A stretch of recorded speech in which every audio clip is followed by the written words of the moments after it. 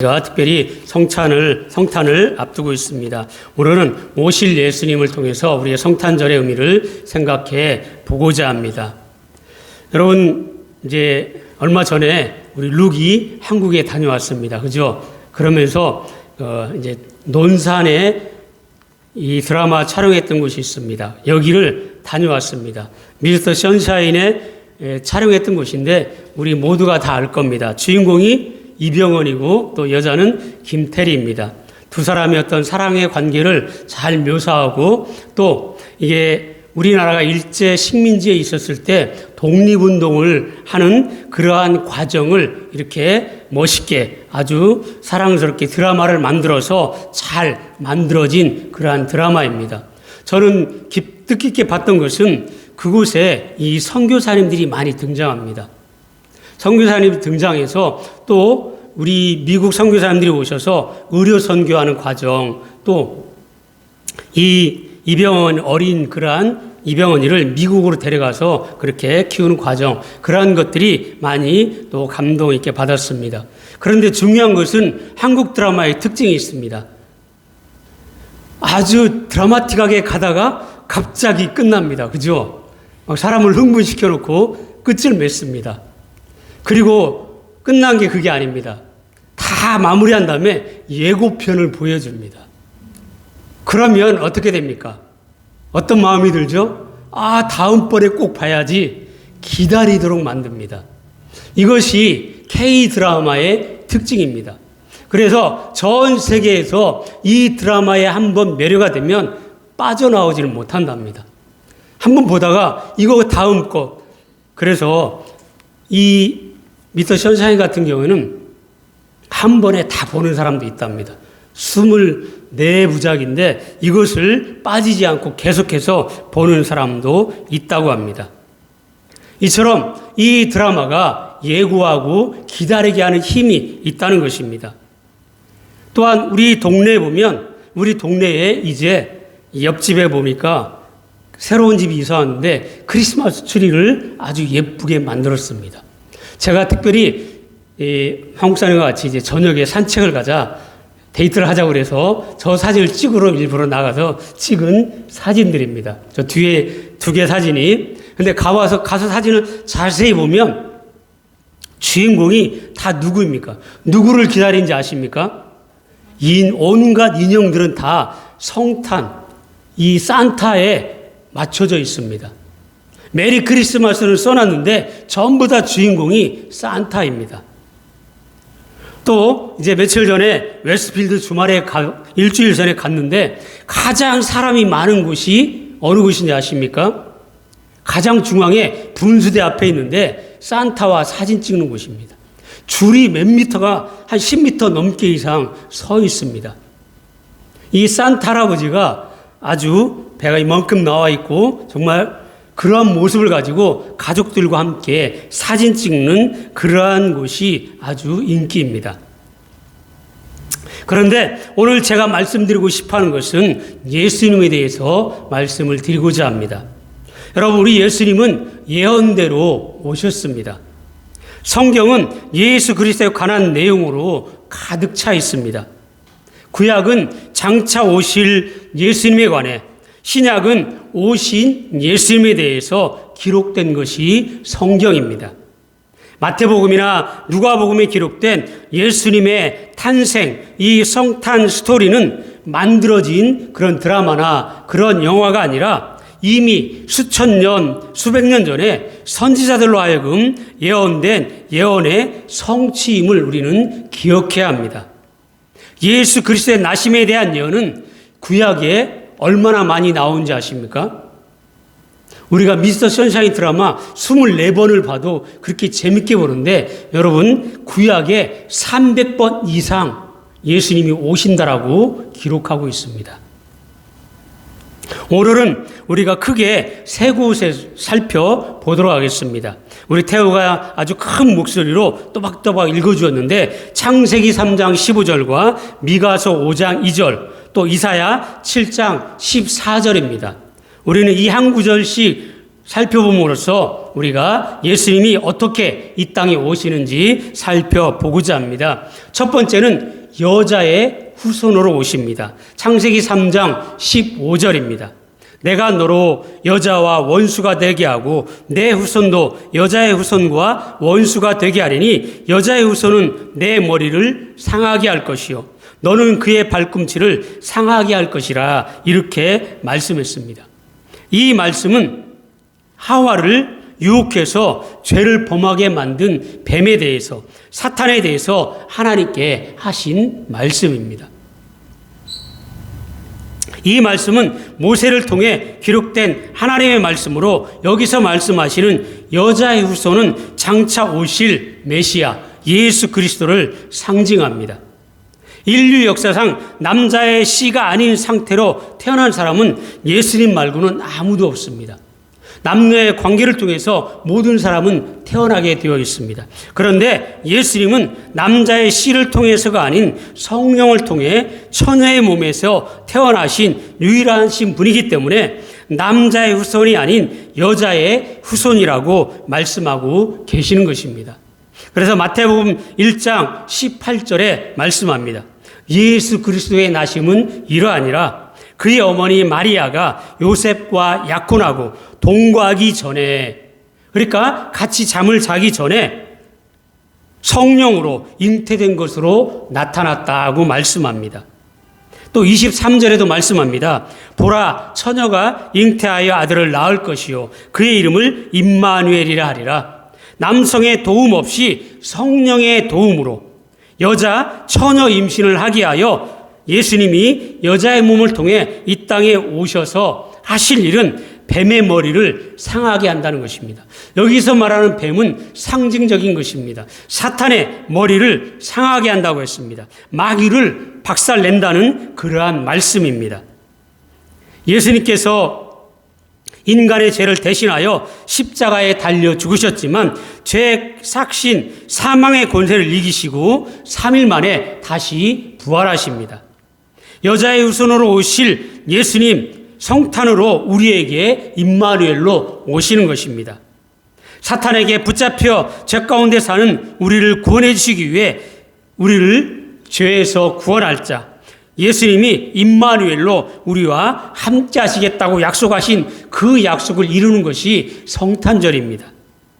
이 성탄절에 저와 여러분에게 찾아오시는 예수님을 맞이하는 준비하는 저와 여러분 되기를 주님의 이름으로 간절히 부탁을 드립니다. 두 번째는 베들레헴으로 오시는 예수님입니다. 예수님의 부모인 요셉과 마리아는 갈릴리 지역의 나사렛이라는 지역에 살고 있었습니다. 누가복음 2장 4절과 5절에 이렇게 말씀합니다. 요셉도 다윗의 집 족속이므로 갈릴리 나사렛 동네에서 유대를 향하여 베들레헴이라는 다윗의 동네로 그 약혼한 마리아와 함께 호적하러 올라가니 마리아가 잉태하였더라 그랬습니다. 여러분, 호적이라는 것이 무엇입니까? 사람이 태어나면 자기 이름을 올려야 됩니다. 한국도 그렇죠. 호적이 자기가 태어난 지역의 동사무소나 그곳에 가서 이제 결혼해서 이 아이가 태어났습니다. 혼인신고도 하고 또 출생하면 출생신고도 하는 것입니다. 이처럼 예수님이 태어난 출생신고를 그들이 태어난 곳을 호적신고를 하러 가게 됩니다. 그런데 그들은 남쪽으로 멀리 떨어진 유다 지역의 베들레헴으로 가서 예수님을 낳게 됩니다. 이것은 성경의 예언을 성취하기 위한 일입니다. 베들레헴 에브라다야, 너는 유다 족속 중에 작을지라도 이스라엘 다스릴 자가 내게로 나올 것이라. 그의 근본은 상고의 영혼에 있느니라. 미가서 5장 2절 말씀입니다. 미가는 예수님이 오시기 전에 약 700년 전에 남왕국 유다에서 이사야와 같은 시대에 활동했던 선지자입니다. 미가서의 특징은 예수님이 어디에서 탄생할 것인지를 확실하게 예언했다는 것입니다. 미가서의 예언대로 예수님은 유대 베들레헴에서 탄생합니다. 헤롯 때에 예수께서 유대 베들레헴에서 나심에 말씀합니다. 예수님께서 태어날 당시 이스라엘은 로마의 지배 아래 있었습니다. 우리나라가 일본의 식민지로 있었던 것처럼 이 이스라엘도 로마의 식민지로 있었던 것입니다. 로마 황제 가이사 아구두스는 세금을 더 많이 거둬들이기 위해서 로마 제국에 속한 모든 나라에 호적령을 내리게 됩니다. 황제의 명령에 다윗의 후손이었던 요셉도 다윗의 고향인 유대 베들레헴으로 가서 다시 호적을 해야 했습니다. 요셉은 만삭인 이제 곧 태어날 아내 마리아와 함께 약 100km가 넘는 먼 거리를 이동합니다. 결국 마리아는 그곳에서 예수님을 낳게 됩니다. 누가복음 2장 1절 3절에 보면 그때 가이사 아구두스가 영을 내려 천하로 다 호적하라 하였으니 이 호적은 구레네가 수리아 총독이 되었을 때 처음 한 것이라 모든 사람이 호적하러 각 고향으로 돌아가매. 여러분, 만약에 우리가 살고 있는 이 호주에 이러한 명령이 내려지면 저와 여러분은 어떻게 해야 됩니까? 한국으로 다 가야 합니다. 그죠? 얼마나 힘든 일입니까? 마리아는 만삭입니다. 이제 곧 아이가 태어날 그러한 배가 얼마나 많이 나왔겠습니까? 그 몸을 이끌고 100km를 걸어서 갑니다. 우리는 호적하라면 어떻습니까? 비행기 타면 10시간 만에 한국에 도착합니다. 그런데 이 100km를 걸어서 가게 됩니다. 자신이 태어날 장소를 선택해서 태어날 수 있는 사람은 아무도 없습니다. 태우가 이렇게 아빠를 통해 태어났는데 나를 낳게 해달라고 한 적이 아무도 없습니다. 그런데 엄마 아빠가 사랑을 통해서 태우를 낳은 것입니다. 이처럼 예수님도 그러한 엄마 아빠를 통해서 자기가 태어나고 싶은 것이 아니라 바로 성경의 예언을 이루시기 위해서 이 베들레헴에 태어나게 했던 것입니다. 로마 황제가 호적령을 내리고 요셉이 만삭의 아내를 데리고 베들레헴까지 가야 했던 일은 결코 우연이 아닙니다. 성경의 예언을 이루시기 위한 하나님의 역사입니다. 요셉도 다윗의 집 족속이므로 갈릴리 나사렛 동네에서 유대를 향하여 베들레헴이라는 다윗의 동네로 그 약혼한 마리아와 함께 호적하러 올라가니 마리아가 이미 잉태하였더라. 거기 있을 때에 해산할 날이 차서 첫 아들을 낳아 강보로 싸서 구유에 누였으니 이는 여관에 있을 곳이 없음이었더라. 이렇게 말씀해 주고 있습니다. 그렇다면 여러분, 왜 베들레헴에 나셔야 했습니까? 베들레헴에 주는 영적인 의미가 있습니다. 베들레헴이라는 뜻은 떡집이라는 뜻입니다. 다시 말씀드리면 빵집이라는 것입니다. 예수님이 베들레헴에서 탄생하신 것은 생명의 떡으로, 생명의 빵으로, 생명을 주시는 그러한 생명의 양식으로 우리에게 오시는 것을 상징합니다. 예수를 믿고 따른 이들에게 영원한 생명을 주시고 영생의 삶을 만들어주시는 생명의 구원자이심을 예표하는 그러한 말씀이 있는 곳이 바로 베들레헴입니다. 오병이어의 기적을 베푼 이후에 예수님은 자기 자신을 생명의 빵이라고 소개하고 있습니다. 요한복음 6장 35절에 보면 예수께서 이르시되 나는 생명의 떡이니 내게 오는 자는 결코 줄이지 아니할 터이요 나를 믿는 자는 영원히 목마르지 아니하리라 말씀했습니다. 예수님은 태초부터 계신 하나님이시고 하나님의 아들이십니다. 인간의 몸을 입고 성육신 하신 예수님은 성경의 예언대로 베들레헴에서 우리를 구원하는 생명의 떡으로 자신을 십자가에서 죽기까지 우리를 위해 헌신하시고 또 예수를 믿는 자는 영생하도록 천국으로 인도하시는 예수를 만나는 성탄이 되기를 주님의 이름으로 축복합니다. 그래서 우리가 이러한 성탄절을 준비해야 하는 것입니다. 세 번째는 동정녀로 탄생하신 예수님입니다. 이사야 7장 14절에 말씀했습니다. 그러므로 주께서 친히 징조를 너에게 주실 것이라 보라 처녀가 잉태하여 아들을 낳을 것이요 그의 이름을 임마누엘이라 하리라. 이사야 선지자도 남왕국 유다에서 활동했던 그러한 선지자였습니다. 예수 그리스도의 탄생에 관한 예언의 말씀을 선포한 선지자입니다. 미가 선지자가 장소에 대한 예언이라면 이사야 선지자는 예수님이 오시는 방법과 이름에 대해서 정확하게 예언하고 있는 것이 특징입니다. 이사야 선지자 예언에 또한 정확히 이루어지고 있음을 마태복음 1장 22절, 23절을 통해서 우리는 알 수 있습니다. 이 모든 일이 된 것은 주께서 선지자로 하신 말씀을 이루려 하심이니 이르시되 보라 처녀가 잉태하여 아들을 낳을 것이요 그의 이름을 임마누엘이라 하였으니 이를 번역한즉 하나님이 우리와 함께 하심이라 말씀했습니다. 여러분, 어떻게 700년 전에 예언된 말씀이 이렇게 정확하게 이루어질 수 있습니까? 이것이 사람의 일이라면 과연 가능하겠습니까? 우리는 어떻습니까? 내일 일도 5분 후에 어떤 일이 일어날지도 알지 못하는 것이 우리들입니다. 사람입니다. 임마누엘, 하나님은 우리와 함께 하시고자 인간의 몸을 입고 이 땅에 오셨습니다. 마가복음의 저자 마가도 예수님이 제자를 부르신 목적 중에 하나가 우리와 함께하기 위해서라고 말씀했습니다. 예수님은 갑자기 등장하신 분이 아닙니다. 예수님이 구약의 선지자를 통해 예언된 그대로 오신 그러한 예수님입니다. 이 말은 예수님의 탄생이 어떤 만들어진 영화나 드라마나 가짜나 픽션이 아니라 현실이라는 그러한 말씀입니다. 예수님은 예언의 성취대로 오신 분이며 예언의 성취대로 또 우리를 위해서 십자가 지시고 하늘나라에 가서 저와 여러분을 위해서 다시 오실 그러한 예수님입니다. 그래서 이사야 53장 5절에 말씀합니다. 그가 찔림은 우리의 허물 때문이요 그가 상함은 우리의 죄악 때문이라. 그가 징계를 받음으로 우리는 평화를 누리고 그가 채찍에 맞음으로 우리가 나음을 입게 됩니다.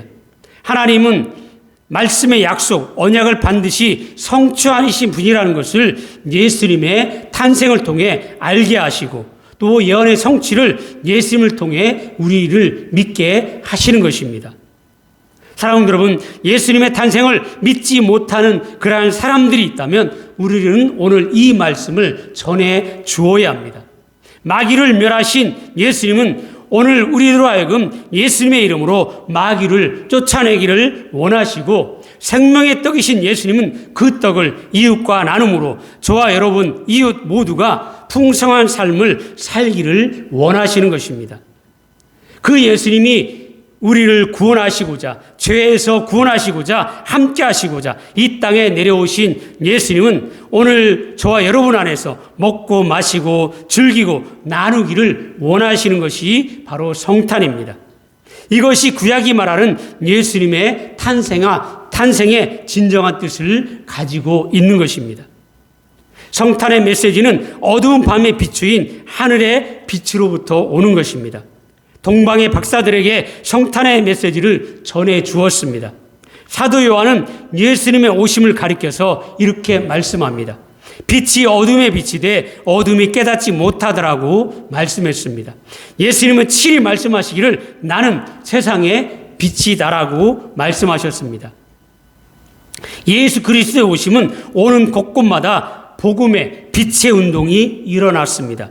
2000년 전 성탄의 메시지가 로마로 전해졌을 때 폭력과 미신과 부도덕으로 어두워졌던 로마 사회가 의와 질서와 사랑으로 기독교 국가로 변화되는 그러한 변화가 일어났습니다. 약 150년 전에 성탄의 메시지가 한국 땅에 도착했을 때 제사와 우상과 거짓과 또한 그러한 굶주림으로 살아갔던 우리 조국 대한민국이 지금은 어떻게 되었습니까? 복음이 들어옴으로 말미암아 전 세계에 복음을 증거하는 그러한 나라가 되었고 이렇게 잘 사는 나라로 하나님의 축복을 받게 된 것입니다. 우리가 살고 있는 시대는 어떻습니까? 이 복음의 빛을 점점 잃어가고 있는 시대입니다. 진리가 사라지고 거짓들이, 죄악들이 동성애가 이 차별 금지들이 생겨나서 진리가 거짓으로 포장되는 이러한 전 세계에 우리가 살고 있습니다. 사랑하는 여러분, 우리는 새로운 어둠을 만나고 있습니다. 죄와 무질서와 죽음의 세력이 전 세계 사회 구석구석에 만연되고 있습니다. 사탄에 붙잡혀 죄와 거짓과 욕심으로 자기 자신만을 위해 살아가고 있는 전 세계가 되어가고 있는 것입니다. 디모데후서 3장 2절과 5절에 말씀합니다.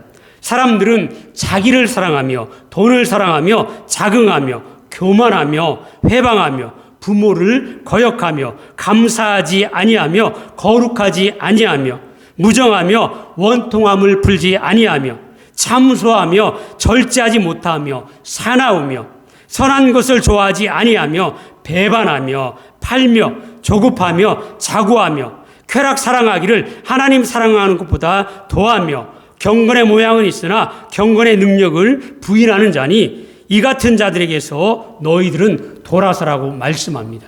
우리 믿는 자들은 이러한 죄악으로부터 이러한 부정으로부터 우리는 돌아서야 하는 것입니다. 이러한 현상들은 어둠에 있는 자들의 행위이며 삶입니다. 우리는 이 성탄의 주인이신 예수를 모시고 더 이상 어둠의 자리에 있어서는 안 됩니다. 죄와 어둠이 있다면 우리는 당연히 돌아서야 합니다. 지금 우리 사회는 성탄의 메시지를 새롭게 만들고 전해야 합니다.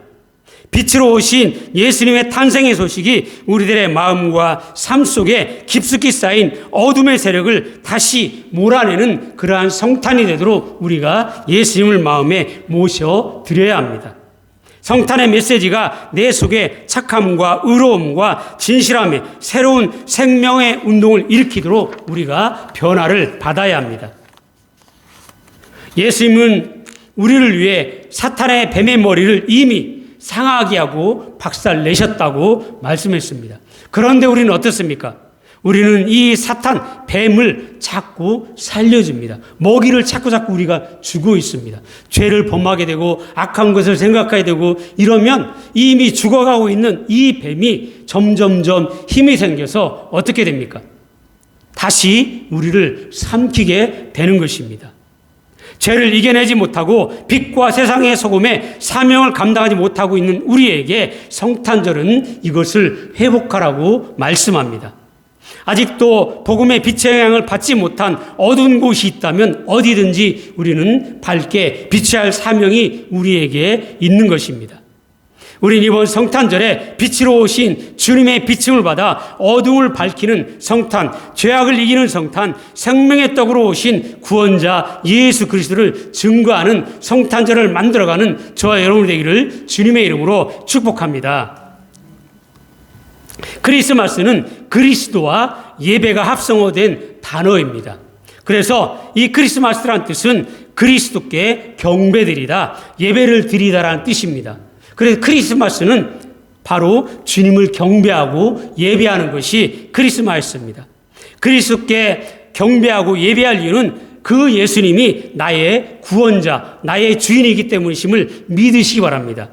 예수님의 탄생은 하나님께서 우리에 대한 사랑의 출발이었고 그 예수님이 십자가에서 죽으신 것은 우리를 구원하시기 위한 사랑의 표현이었습니다.